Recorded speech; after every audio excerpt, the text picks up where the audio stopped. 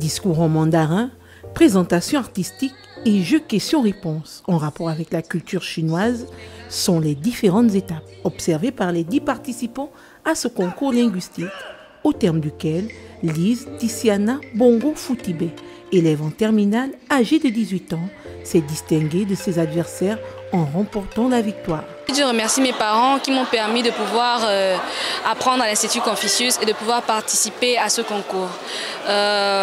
Pour la suite, j'ose espérer que mon voyage en Chine se passe très bien par la grâce de Dieu, parce que je suis aussi tout émue d'avoir gagné ce concours. C'est un privilège, un honneur de pouvoir me tenir devant beaucoup de Gabonais. Pont vers le chinois est un concours mondial auquel participe la jeunesse gabonaise par le biais de l'Institut Confucius de l'Université Omar Bongo.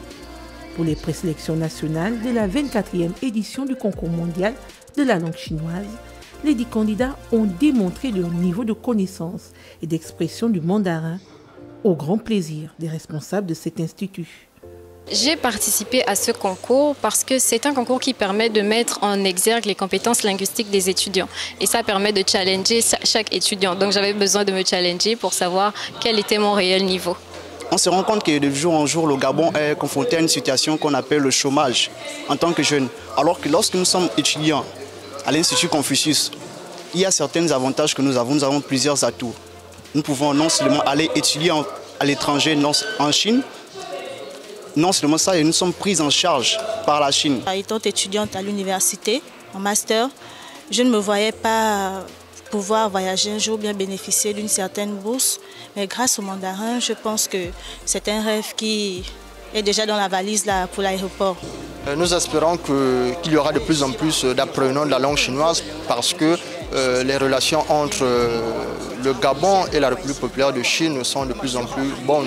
Et cela donnera un peu plus d'opportunités à ceux-là qui apprendront cette langue.